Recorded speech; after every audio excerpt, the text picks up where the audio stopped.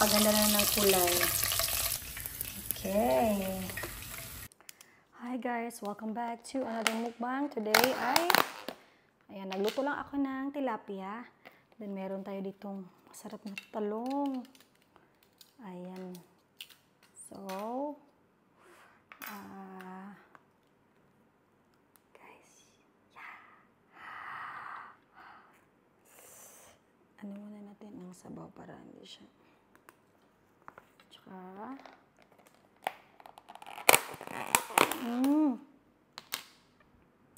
wow. Talong na may minced pork.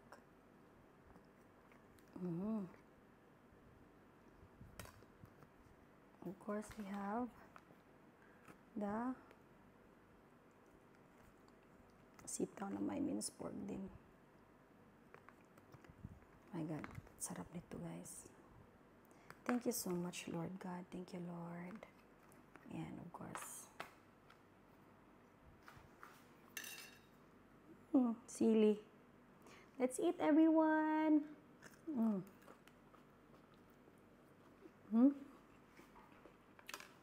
Masarap kamayin.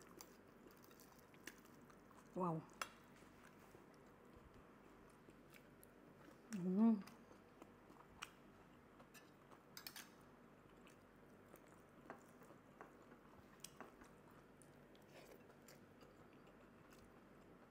Talong.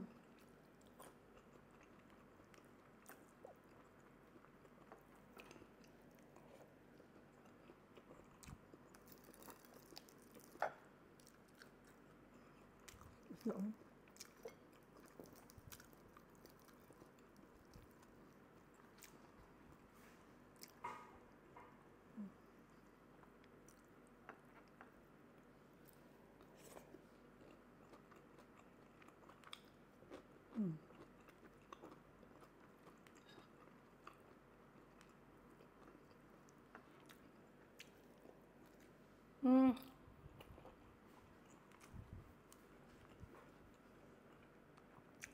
The best talaga ang mga Chinese magluto ng talong.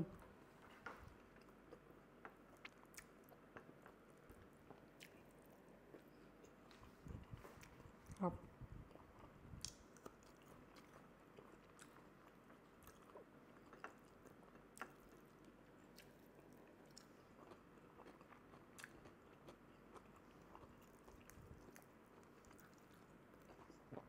Yeah.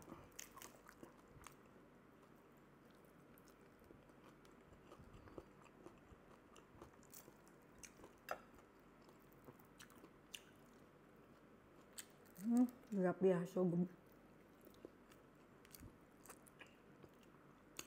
Red tilapia talaga, napakasarap.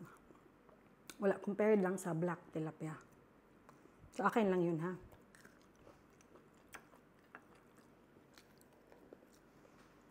Kasi ang black tilapia malangsa. Ang red is walang langsa.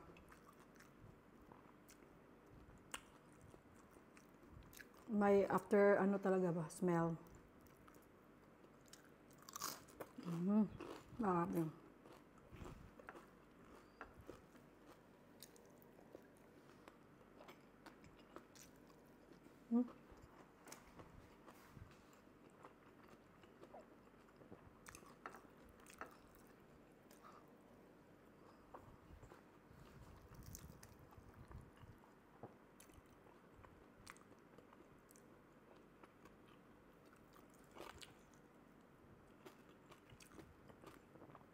Naalala ko kasi yung bandmate ko before, lakas nila kumain ng tilapia.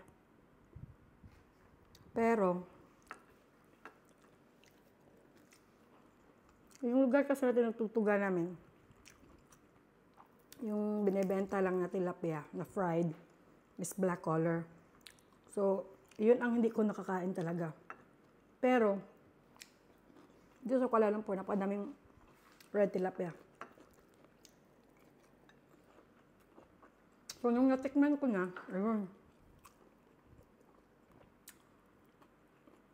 Kahit araw-arawin pwede. Kasi doon ko na found out na Mas masarap talaga yung red tilapia kaysa black. But, iba-iba naman yung tao. Sa iba siguro, mas gusto nila yung black. But for me, red talaga. Kasi walang langsa.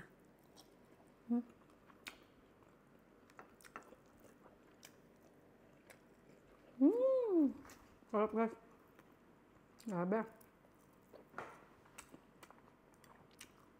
Gustong gusto ko tingnan talaga yun si si Sir Ben ba yun? Dolfo, pag nagmumukbang siya.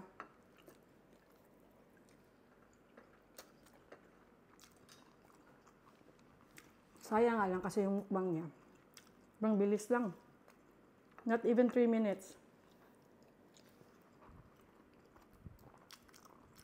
Pag kumakain parang, ay, Diyos ko. Nagugutom ako.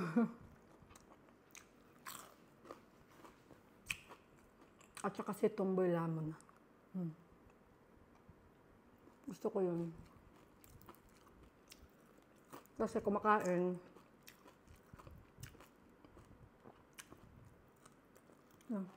nagkukwento. Parang, ang sarap pakinggan.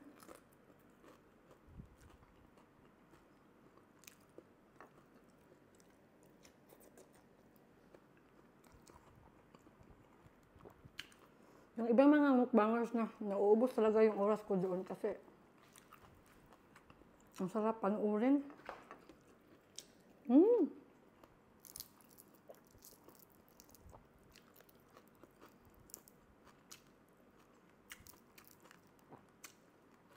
Yan si Sir Ben Dolfo, ang ano naman, very healthy yung mga kinakain niya. Very healthy talaga. Which is very, very good.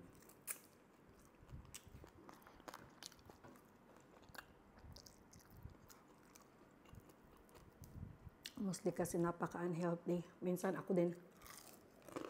Ganun.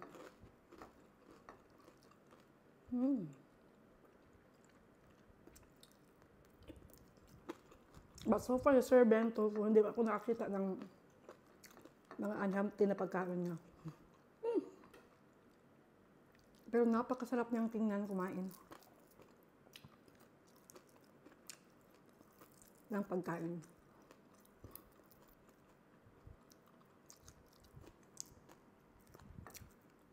Kaya,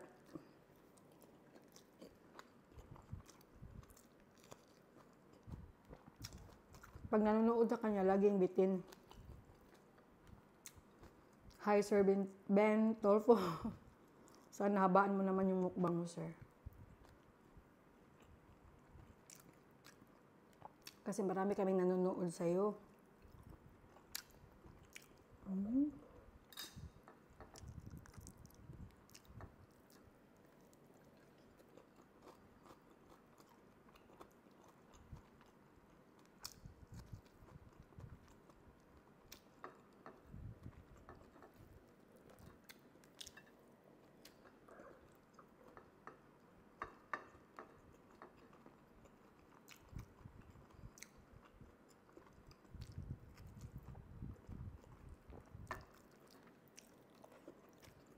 Grabe, sarap.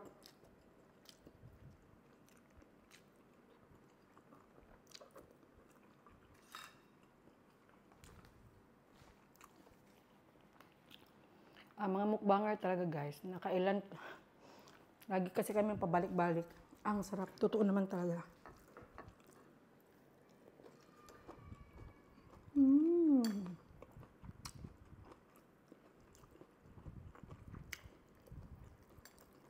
Yan.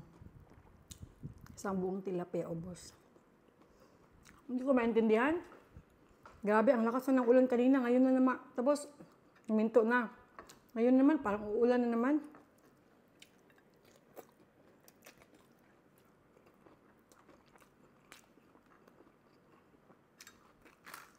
Sana sa Thursday hindi uulan.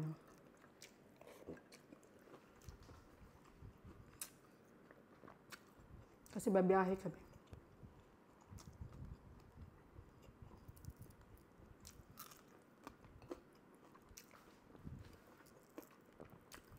Malayo sa Malaysia, pero malapit sa Pilipinas. Anong country yun?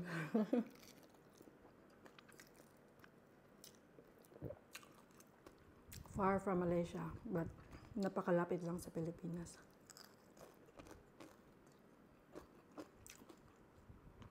It will be my first time going to this country. That's why I am actually nervous, but kasi takot akong mag-fly. But at the same time talaga, super excited.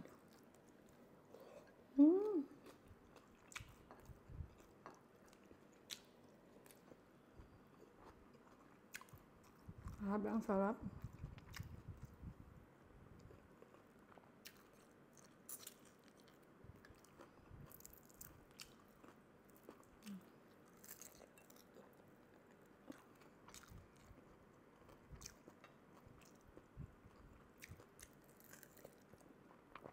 Bang gusto mo pang kumain pero tama na.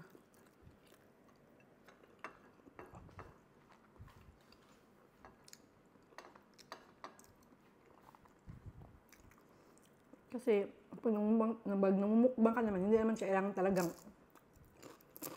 sobrang dami.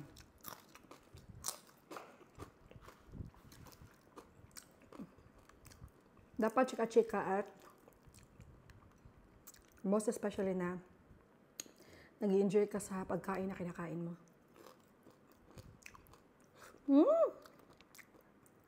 Hulog pa. Tulad dito.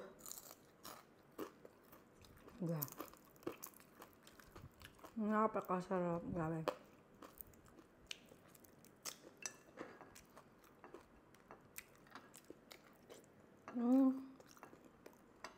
Mag-ingat kayong lahat dyan.